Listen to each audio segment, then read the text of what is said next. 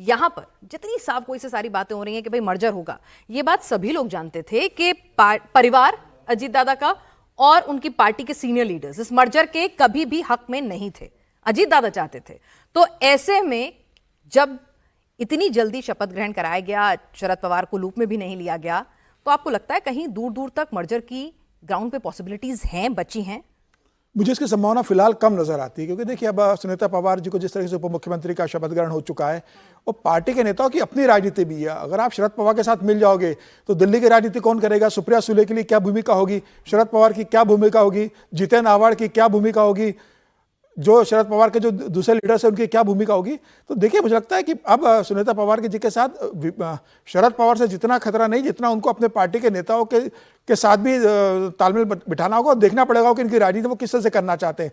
प्रफुल्ल पटेल क्या चाहते हैं, सुनील तटकरे क्या चाहते हैं, दिलीप वलसे पाटिल क्या चाहते हैं, धनंजय मुंडे क्या चाहते हैं, अभी छगन भुजबल क्या चाहते हैं। सबकी अपनी अपनी राजनीति, और इनमें से कोई भी नेता किसी दूसरे नेता को अपना नेता नहीं मानता है। तो इसलिए सुनीता पवार को भैया अध्यक्ष बनाओ और आप सुनीता पवार को कठपुतली के रूप में चलाने की कोशिश होगी।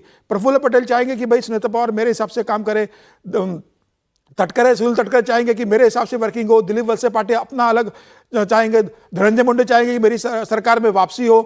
तो मुझे लगता है कि अब पार्टी के अंदर बड़ा एक स्थिति होगी, लेकिन फिलहाल अभी इन लोगों ने एक एडजस्टमेंट किया है जो मुझे लगता है कि स्टेप गेज अरेंजमेंट है। फिलहाल अभी इन लोगों अपनी पार्टी को इकट्ठा करने की कोशिश की है कि पहले पार्टी और विधायक और सत्ता जो है वो ठीक रहे। बिल्कुल, और विलय होने की संभावना फिलहाल कम है, क्योंकि जब पार्टी मिलेगी। शरद पवार गुट से पहले अपनी पार्टी को बचाया, पहले उनसे बचाया जाए। निश्चित रूप सबकी अपनी राजनीति है, लेकिन मुझे लगता है कि सुनीता पवार के सामने सबसे बड़ी चुनौती सरकार चलाने के अलावा सबसे बड़ी चुनौती पार्टी को इकट्ठा रखने की। अभी 3 साल बाद लोकसभा चुनाव आ जाएंगे, 4 साल बाद विधानसभा चुनाव जाएंगे, तो क्या अब पार्टी को एकजुट रख पाएंगे विधायक? क्या अजित पवार का जो कद था पश्चिम महाराष्ट्र में, बारामती के बाहर पश्चिम महाराष्ट्र में, क्या वो सुनीता पवार उस तरीके से विधायकों को मतलब जिताने की स्थिति में आएंगी?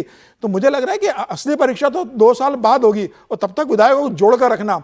कई विधायक ऐसे होंगे जिनको अजित पवार ने कहा होगा कि मैं आपको मंत्री बनाऊंगा, 2 साल बाद मंत्रिमंडल का रिशफल होगा, तो क्या वो विधायक जो है वो मंत्री बनने के लिए दबाव डालेंगे, कुछ दूसरे तरह के दबाव रहेंगे? तो सबको संभाल के चलना होगा, और सबको लेकर कैसे चलती सुनीता पवार, यह सबसे बड़े उनके सामने इस समय चुनौती होगी। शरद पवार क्या करेंगे?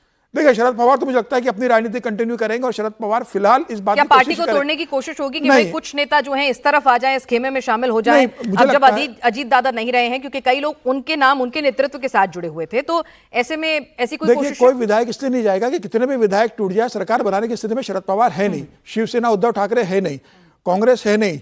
तो ऐसी स्थिति में कोई भी विधायक ऐसे पार्टी में नहीं जाएगा जो विपक्ष में बैठेगी। तो विधायक तो अभी निश्चित रूप से अजित पवार, सुनीता पवार जी के साथ रहेंगे, लेकिन शरद पवार इस बात की कोशिश करेंगे कि पार्टी का मर्जर हो, परिवार एक हो, पार्टी एक हो, और उसमें शरद पवार की क्या भूमिका होगी। शरद पवार का राज्यसभा का कार्यकाल खत्म हो रहा है, वो क्या मार्गदर्शक की भूमिका में आते हैं।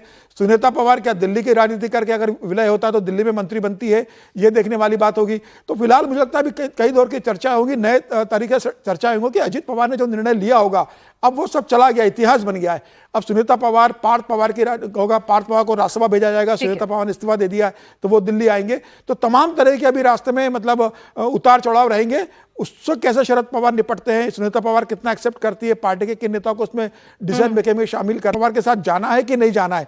मर्जर होगा तो भारतीय जनता पार्टी तय करेगी, दिल्ली की राजनीति कौन करेगा, प्रदेश की राजनीति कौन करेगा। मतलब क्या अब इस नई एनसीपी को जो सुनीता पवार लीड कर रही है, जिसे उसे इनडायरेक्टली बीजेपी चलाएगी, आप ऐसा कह रहे हैं? निश्चित रूप से बीजेपी जो कहेगी सुनील तटकरे वो मानेंगे, बीजेपी जो कहेगी अजित इनके साथ अपने प्रफुल्ल पटेल के साथ प्रफुल्ल पटेल वो मानेंगे। तो मुझे लग रहा है कि जो अभी जो मतलब डोर होगी वो दिल्ली के हाथ में होगी कि विलय होना चाहिए कि नहीं होना चाहिए, होगा तो किस आधार पर होगा, और नहीं होगा तो क्यों नहीं होगा, सब दिल्ली से तय होगा। जफर इस्लाम साहब, आपकी पार्टी को लेकर देखिए, कहा गया कि पहले पार्टी तोड़ी, अब परिवार तोड़ दिया, और अब आगे आप ही लोग जो हैं वो चलाएंगे पार्टी को इनडायरेक्टली। देखिए पत्रकार की तो बात ऐसी होती है कि कुछ ना कुछ उसमें फ्रिक्शन क्रिएट कर दो। अब समीर जी इस तरह की बातें कह रहे हैं, ये इसमें कोई तथ्य नहीं है, कोई सच्चाई नहीं है। वो पार्टी इंडिपेंडेंट अपना चले, जैसे चलती थी वैसे चलेगी, जैसे अजीत दादाजी चलाते थे वैसे अब सुनीता जी चलाएंगी। तो उसमें हमारा और पार्टी का रोल क्या है? हाँ, ये कह सकते हैं कि देखिए अभी डर, ये सब जो बातें बाकी हो रही, इसका कोई चर्चा का महत्व नहीं है। जैसे एनडीए चल पार्टी रहा था तोड़ने के वैसे आरोप तो आप पे महायुति लगते हैं, बहुत परिवार में जफर फूट भाई, डालने के जफर आरोप तो भाई आप पे लगते हैं ना। जफर भाई एक याद दिला देता हूं आपको। जफर भाई नहीं। एक लाइन याद दिला देता हूं, फिर आप लेकिन जवाब एक बात दीजिएगा। कहूंगा। आप जवाब दे दीजिएगा। एक लाइन याद दिला देता हूं आपको। जब एकनाथ शिंदे ने शिवसेना तोड़ी थी तो बताएं। एकनाथ शिंदे जी का क्या बयान था कि हमारे पीछे बहुत बड़ी ताकत है दिल्ली की, तो हमें उसके साथ मिलकर चलना है। तो वही बड़ी ताकत मुझे लगता है सुनीता पवार के पीछे भी होगी।